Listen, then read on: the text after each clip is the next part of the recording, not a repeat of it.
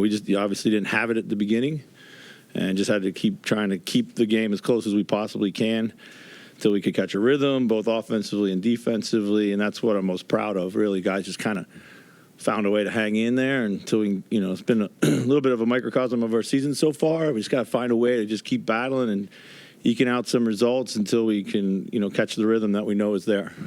Yeah, I mean, you mentioned hanging in there. You only had the lead in this game for about 15 seconds tonight. Devin Booker with 44. How proud are you of the way your team was able to hang in there? Yeah, very much so. A lot of opportunities to hang your head out there. Book was awesome. I mean, it seems like we're catching these guys that are super hot. Then we just tried to take the ball out of his hands in the last quarter to some effectiveness, and then then it becomes a scramble fly around game. But again, real proud of our guys. So, Chris, you've known Julius a long time.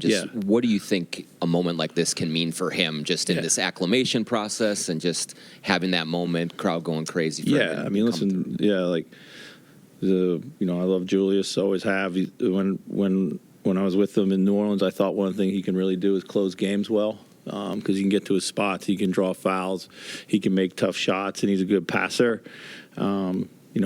So to have both him and Ant to be able to put the ball in their hands is a huge advantage for us. And he was great all night. They really didn't have a matchup for him, and we did a really good job, and Ant did a really good job of making sure that he got the ball and he didn't go extended periods of times without touching the ball. So, but very happy for Julius, What did you think just defensively for most of the game? It just didn't seem like you guys could get anything. Just our defensive fundamentals are leaky right now. Just they really are.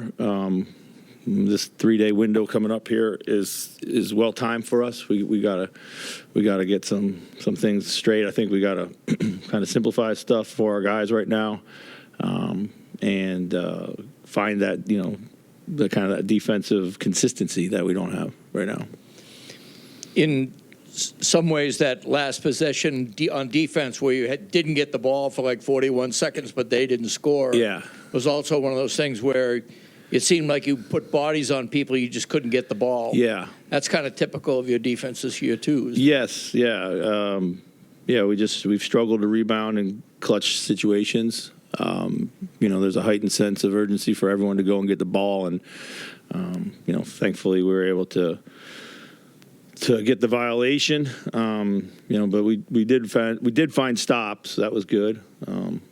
So we just got to get better at these little things. We were so good the last year of closing with our defense. We would get a lot of stops in those situations, and our offense kind of came and went. This year our offense has been really good closing. Our defense has got to get up to that level. Chris, when you say maybe taking these 3 days to simplify the defense, what does that maybe include? Yeah, I think we just got to, first of all, we got to go back to some basics. I think that we're seeing trends that we're seeing over and over in the league, and we're trying to get better at some of those actions. We've got to kind of also, I believe, just, kind of free up Rudy to be more aggressive.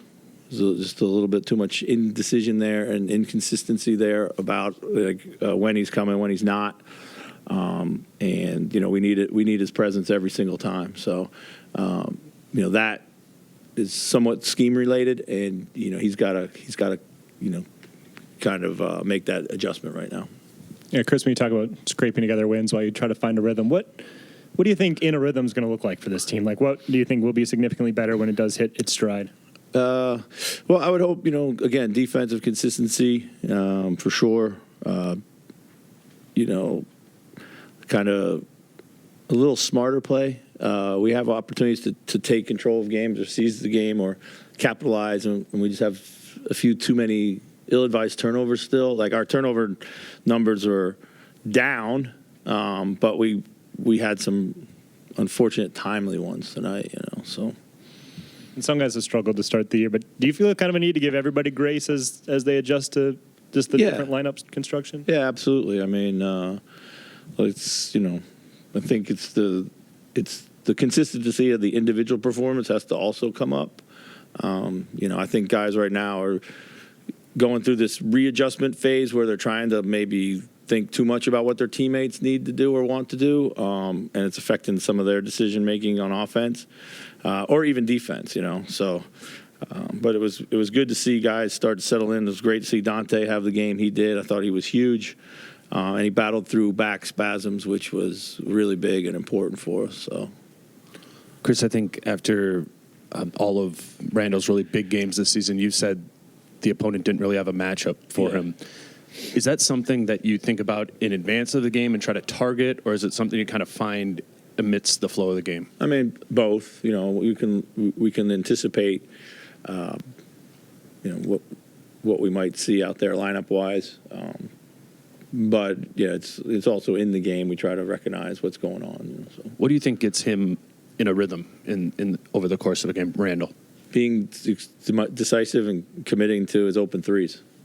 When he's playing like that, then it opens up his drives, his playmaking, and everything else. So. Thanks. Thank you, guys.